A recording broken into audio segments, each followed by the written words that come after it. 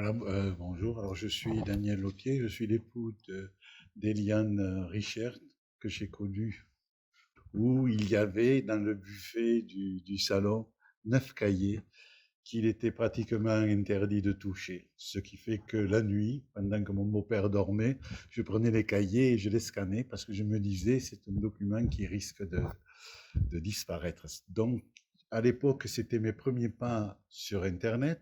J'avais eu la chance de rencontrer quelqu'un qui m'avait formé à FrontPage et j'ai pu éditer le premier site sur Internet, notamment sur free.fr, qui était un site, qui est toujours un site gratuit et qui est toujours disponible, mais avec une technique ici, FrontPage, que j'avais appris à l'époque en tant qu'autodidacte.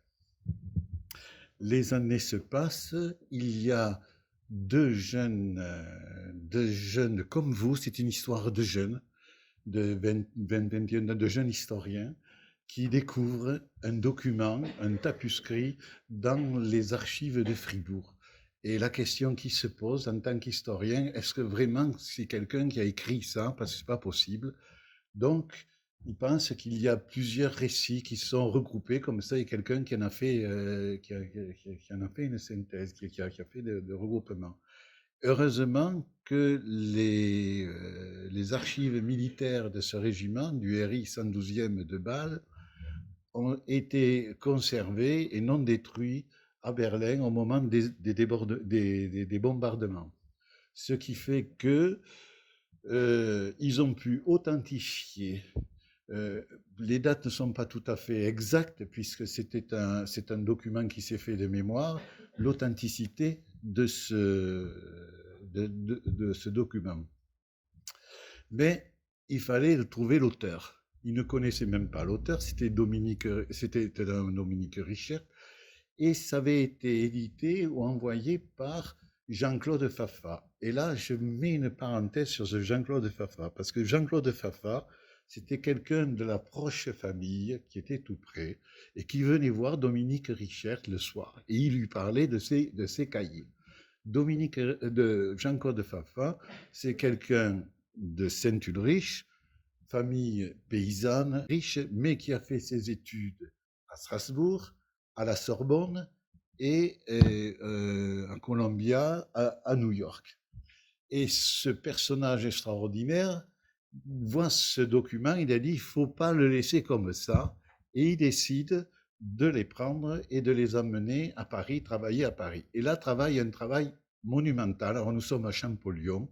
Il a, comment dirais-je, transcrit ce document Champollion. Parce que pourquoi? C'est écrit en surterline. Et le surterline, c'est un document écrit en gothique. Moi, je l'ai publié ou autre, c'est très difficile à lire.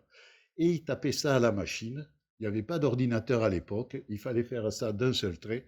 Et il fallait le recopier. Finalement, il en tire 25 exemplaires ou 15 exemplaires et il décide de l'éditer. Mais personne à l'époque ne voulait éditer. Il lit un livre qui lui inspire de poser la question à Heinrich Böll, futur prix Nobel de littérature. Heinrich dit c'est très intéressant, je ne peux pas le publier, je le mets aux archives de Fribourg. Et là, deux jeunes comme vous, à peu près, qui arrivent et qui cherchent des documents sur la guerre de 14-18 parce que elle est enfuie dans les mémoires après la guerre de 40 et 45. Et ils font une véritable enquête policière pour retrouver l'auteur. Et c'est grâce,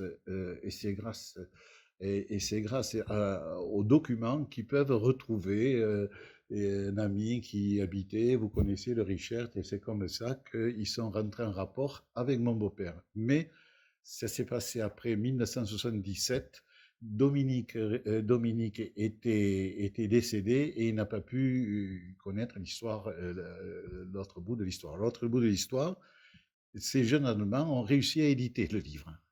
Donc, il a été édité sur la meilleure façon de mourir, qui est extrait du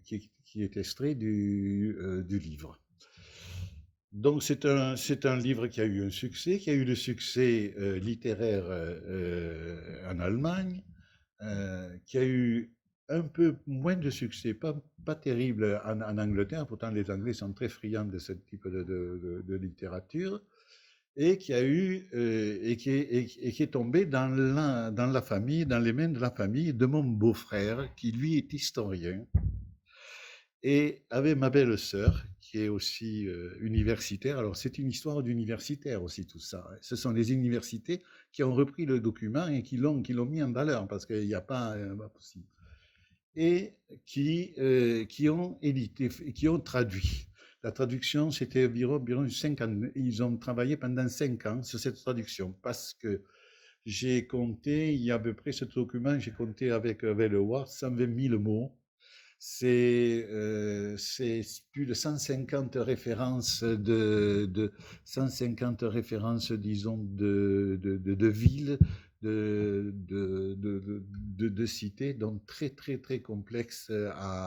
Les noms des villes ont changé avec les différentes. Ce qui était allemand, ce qui était polonais est devenu allemand, ce qui était allemand est devenu polonais. Donc il y a eu tout ce mélange, tout ce travail à faire. C'était un travail de titan. Et ce livre a été édité par Strasbourg, par La Nuée Bleue. Par La Nuée Bleue. Et là, il a eu un succès local, quand même relativement. Donc à l'heure actuelle, j'ai fait le compte, on est environ à 10 000 exemplaires de ce document vendu. Donc voilà l'histoire de ce document. Alors, je continue. Qui était Dominique Richer? Dominique Richer était un paysan, de pas été écrit sur un coin de table comme ça dans une ferme, donc c'était le local, pas terrible.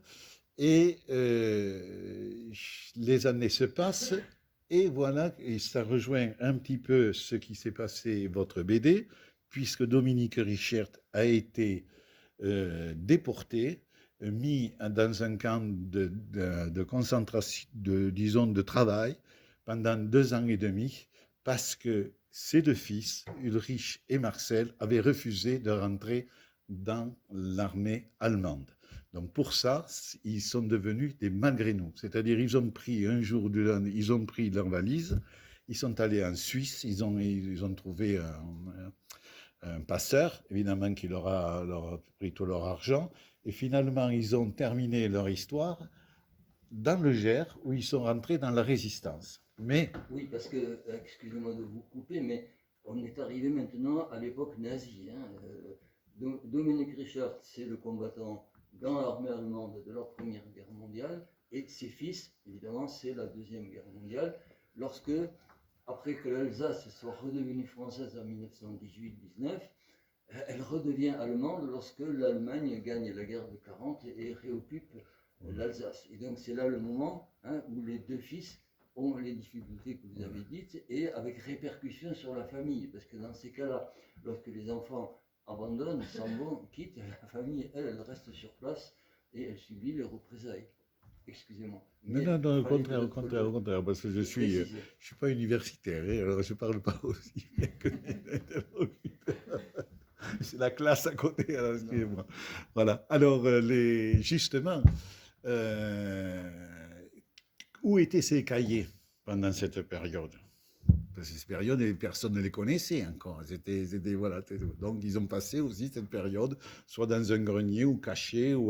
Alors, les Allemands sont arrivés, Dominique, donc cette période, donc en 1942, un matin, l'officier allemand est arrivé pistolet au poing, vous prenez une valise, vous nous suivez, direction l'Allemagne, pendant 27 mois. Du coup, ça rappelle un petit peu votre histoire, l'histoire des Alsaciens. Du coup, Adèle, alors, pour resituer encore, je vais faire une aparté. Dominique Richer a épousé Adèle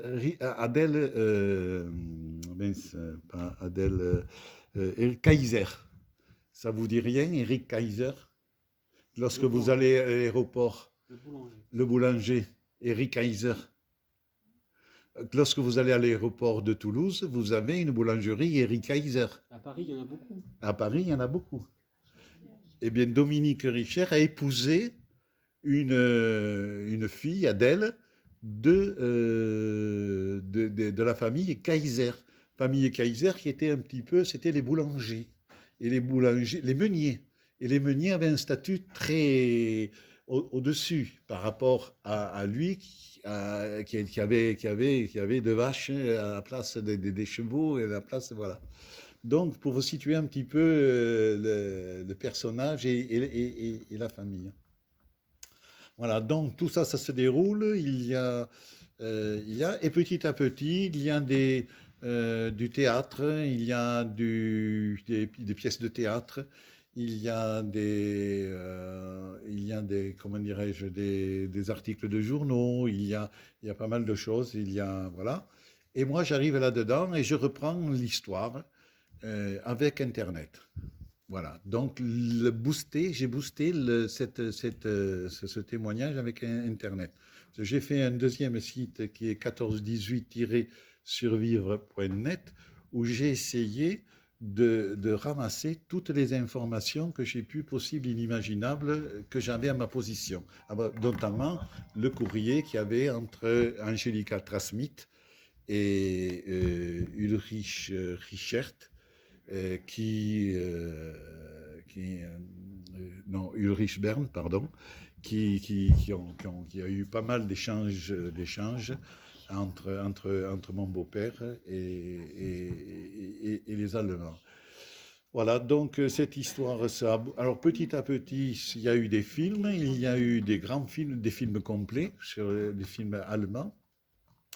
Et moi, je suis la carrière et j'ai été amené à relancer, je vous en ai parlé dans le couloir, à amener l'édition. Je me suis aperçu que les éditeurs n'étaient pas tellement intéressés pour relancer cette publication parce qu'elle n'est pas tellement rentable. Qui sait qui va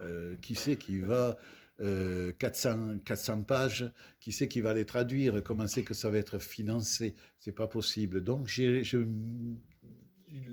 Jean-Claude Fafa, il me dit, écoute, t'as qu'à utiliser lulu.com. Alors moi, lulu.com, je ne connaissais pas du tout qu'est-ce que c'est lulu.com. C'est une boîte américaine qui fait de l'auto-édition et qui permet de diffuser dans le monde entier la publication que l'on fait. Alors elle est assez surveillée, elle est américaine, il y a des droits, des licences. Ça peut vous intéresser de faire ce type de... Vous pouvez faire de l'auto-édition personnelle, uniquement personnelle. Et ça peut être intéressant, même pour des universitaires, d'avoir. Parce qu'on peut lancer un livre et regarder s'il y a du succès. S'il y a du succès, passer en librairie classique. Et là, je me suis aperçu qu'il y avait des gens qui achetaient le livre des USA. Alors, c'est surtout des USA qui étaient intéressés aux USA par ce livre-là, par cette histoire-là. Et ensuite, il y a eu quelques Anglais, mais pas beaucoup, des Français. Maintenant, ce sont les Allemands qui sont intéressés par cette histoire-là. Alors, ça raconte quoi? Ça raconte une guerre. Dominique a fait la guerre sur 5 fronts. Il a fait l'Alsace, il a fait la Lorraine, il est parti dans le Nord. Dans le Nord, il est reparti, il a fait la guerre en Ukraine. Les villes que l'on voit, Lviv, se retrouvent aujourd'hui dans les actualités. Il a fait cette guerre-là. Et il est allé il est allé très haut en Lituanie. Il est allé tout à fait alors, il a tout connu, il est tout connu, et c'est un miraculé, comme Louis Barthas aussi, c'est un miraculé de ce qu'il a. Il a eu les maladies, bien sûr, il a été la dysenterie, il a eu la grippe, 2 fois la grippe, mais il a échappé au choléra. Il n'a pas eu le choléra, il a échappé au bombardement, il a échappé à tel point qu'il devenait suspect. Comment c'est qu'il ait pu passer sans faire sans faire de dégâts? Et un autre problème, c'est la mémoire. Les gens m'ont posé la question, mais il n'est pas possible que quelqu'un ait fait sans prendre des notes ou quoi que ce soit. Il en a pris pendant la première année de guerre, il a pris des notes. Et après, les notes sont parties, évidemment, dans la nature, impossible. Et il était très étonné, lui, en rentrant, qu'il ait cette faculté de raconter, parce que le livre raconte de A jusqu'à Z comme s'il n'avait pas vécu la fin. Il prend le début et il continue comme ça et il raconte. Et c'est inimaginable, les villes sont notées, c'est inimaginable aussi de la connaissance qu'il avait des situations militaires. C'est connaissant. Alors c'est un personnage qui s'est battu contre la guerre, bien sûr, qui a été 2 fois sanctionné, mais vraiment à la corde au cou, on suit un cheval, qui a été dégradé, qui a été, et 2 fois qui a été, et qui a terminé sous-officier, et qui s'est toujours révolté contre le système. C'est un témoignage, alors qui regroupe tout, on a absolument tout, on a vraiment un film. Voilà. Juste pour faire un peu, parce que pour laisser ensuite la parole, parce que là je sens que vous êtes parti pour Oui. raconter tout le livre et on sent très bien, voilà, c'est aussi ça, hein, on parlait du contact avec les porteurs de la mémoire directe. Une question peut-être avant de passer à Sylvie et à M. Le Potier sur leur expérience de la publication peut-être de témoignages de guerre, par exemple liés à la Grande Collecte. Où sont, en quelques mots, où sont aujourd'hui en fait les carnets originaux? Les carnets originaux sont mis au musée de la Haute-Alsace. On a voulu absolument les mettre à la disposition du grand public. Ils sont au musée de Haute-Alsace à la disposition. Donc il y a 2 ou 3 cahiers qui sont exposés. Il y a un petit instant, il y a une petite pièce réservée c'est le thème, c'est le thème disons des repas des mémoires de guerre. Il n'est pas tout seul. Et là, il a une table tactile où on peut feuilleter le livre. Il y a des écouteurs où il y a comment dirais-je, des extraits dans 2 ou 3 langues. Et il y a les 2 ou 3 livres présentés au grand public. Donc la famille a fait en sorte pour qu'on les mette au grand public. Voilà.